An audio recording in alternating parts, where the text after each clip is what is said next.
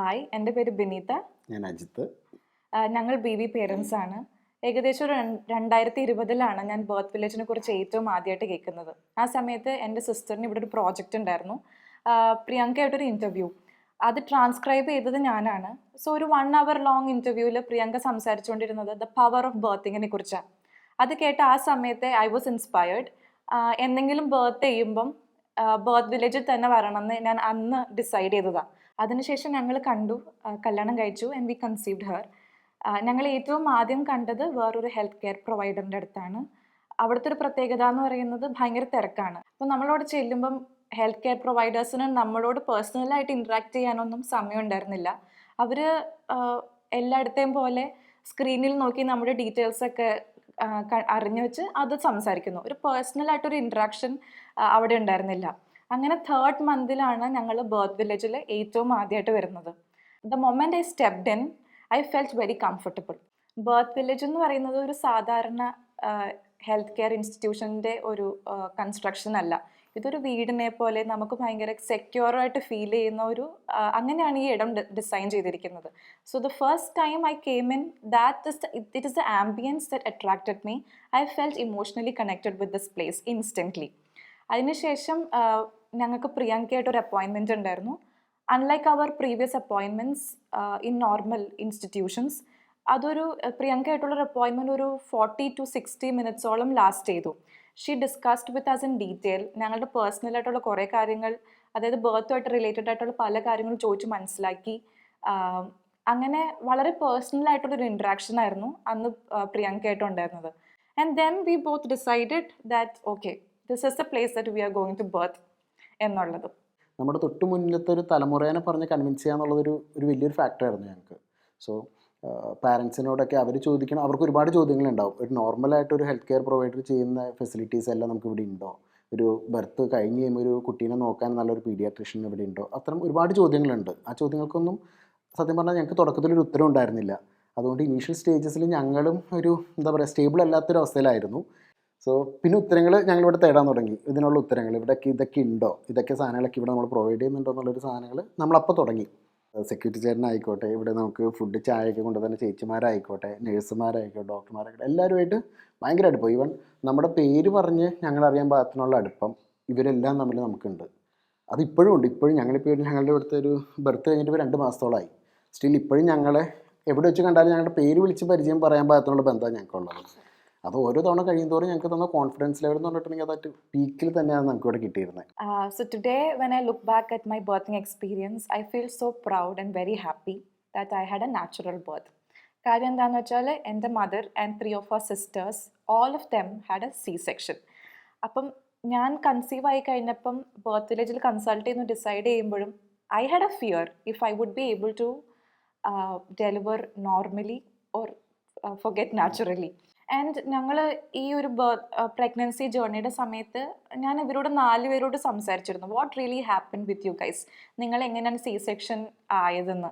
അപ്പോൾ അവർ 4 പേരും കോമൺ ആയിട്ട് പറഞ്ഞ ഉത്തരം എന്ന് പറയുന്നത് അവരുടെ ഡ്യൂ ഡേറ്റിൻ്റെ സമയത്തും നാച്ചുറലി പെയിൻ വന്നില്ല എന്നുള്ള.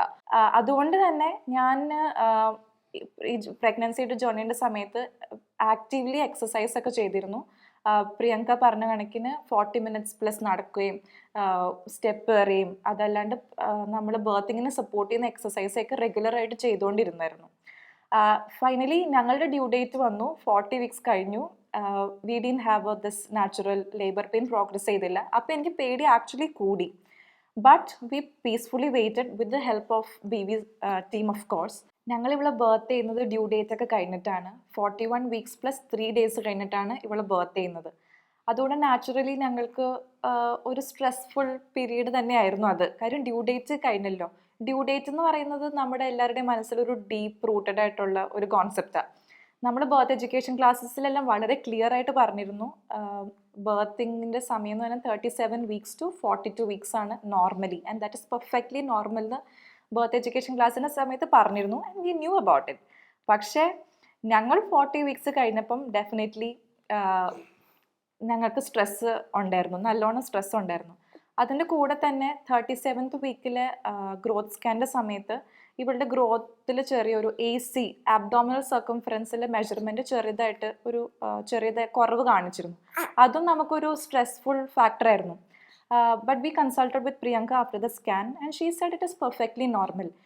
She gave us the confidence that there is nothing to worry about it and we totally trusted her. What comforted us the most എന്ന് പറയുന്നത് every other day 40 വീക്സിന് ശേഷം every other day we used to come here. Medical team നമ്മളോട് coordinate ചെയ്യും. They will call us on time and request us to come for the CTG. ഇപ്പോൾ CTGയിൽ ഇവളുടെ മൂവ്മെൻറ്റ്സും heart ബീറ്റും അതൊക്കെ കേട്ട് കഴിയുമ്പോഴത്തേനും വി ഫെൽറ്റ് വെരി പോസിറ്റീവ്. അപ്പോൾ അതുവരെ ഉണ്ടാകുന്ന ടെൻഷനെല്ലാം CTGയിൽ ബേബീൻ്റെ മൂവ്മെൻറ്റ്സും ഹാർട്ട് ബീറ്റും കേൾക്കുമ്പോൾ മാറും. And then we would be very happy. നമ്മൾ ടെൻഷൻ അടിച്ചാണ് വരുന്നത്, പക്ഷെ പോകുമ്പോൾ ഭയങ്കര ഹാപ്പി ആയിട്ടാണ് പോകുന്നത്. And on the way back will go out chill out, go to restaurants, കുറച്ച് നേരം കറങ്ങി ഒക്കെയാണ് വീട്ടിൽ പോകുന്നത്. 41 വീക്സ് ആയപ്പോഴത്തേനും വി ഡിഡ് അനദർ സ്കാൻ. അപ്പോൾ ആ സമയത്ത് scan result was very positive. She was growing inside. അപ്പോൾ ആ ഒരു ഗ്രോത്ത് റെസ്ട്രിക്ഷൻ നേരത്തെ കാണിച്ചത് ടോട്ടലി മാറിയിട്ട് she was growing inside me and I felt very happy about it. We also did an internal examination to see if natural labor is progressing. അതല്ലാന്നുണ്ടെങ്കിൽ നമ്മൾ C-സെക്ഷനോ അങ്ങനെ ഒരു ഡിസിഷൻ എടുക്കണം എന്ന് ഞങ്ങൾ തീരുമാനിച്ചിരുന്നു 41 വീക്സ് ആകുമ്പോഴത്തേക്കും. So Priyanka did an internal examination. We requested for it basically and then she did an internal examination and she said I was almost 2 centimeter dilated and my joy knew no bound. So we had a very beautiful natural birth and then came breastfeeding. ഏറ്റവും ആദ്യത്തെ feeding latching was so perfect. She had A natural breast feeding process and we was so happy about it. അപ്പം breast feed ചെയ്യുമ്പോൾ ഉള്ള ബുദ്ധിമുട്ടുകളെ കുറിച്ചൊക്കെ ഞാൻ ഇതിന് മുന്നേ കേട്ടിട്ടുണ്ട്. അപ്പോൾ ഇവിടെ നല്ലോണം ലാച്ച് ചെയ്യുന്നുണ്ടല്ലോ എന്ന് ഐ വാസ് വെരി ഹാപ്പി. പക്ഷേ സെക്കൻഡ് ടൈം മുതൽ ഫീഡ് ചെയ്യാൻ അടുത്തേക്ക് കൊണ്ടുവരുമ്പോഴത്തേക്കും she started crying and there was no way to pacify her. അങ്ങനെ പല പൊസിഷൻസും നമ്മൾ ട്രൈ ചെയ്തു. ഇവിടെ ഉണ്ടായിരുന്ന എല്ലാ നഴ്സുമാരും നമ്മളെ ഹെൽപ്പ് ചെയ്യാൻ വന്നു. പക്ഷേ she was not able to latch properly and then we grew tensed. So initially we started doing hand expressing the milk and feeding her and we took the help of a lactation consultant also. She also helped us in many ways. പക്ഷേ കുഞ്ഞ് ഒട്ടും latch ചെയ്യാൻ കൂട്ടാക്കുന്നുണ്ടായില്ല.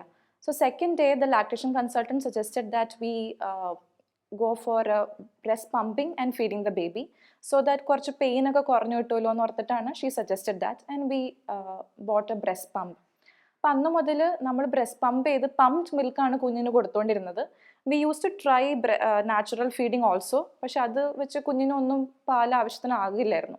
And on the 5th day we had another house visit from Birthvillage and then the nurse was observing us as a family. അപ്പോൾ കുഞ്ഞിനെ feed ചെയ്യാൻ നേരത്ത് മാത്രം ഞാൻ കുഞ്ഞിനെ എടുക്കുന്നുണ്ടായിരുന്നുള്ളൂ. അപ്പോൾ എൻ്റെ അമ്മ അല്ലെങ്കിൽ എൻ്റെ husband would bring her to be fed. I would feed her and then I would give the baby back to them. കാര്യം ഞാൻ ഒത്തിരി പൊടി കുഞ്ഞുങ്ങൾ എടുത്ത് എനിക്ക് അത്രയ്ക്ക് പരിചയമില്ല and whereas they had enough experience. So I always assumed that the baby would be more comfortable with them. So I always opted out of taking the baby or carrying the baby.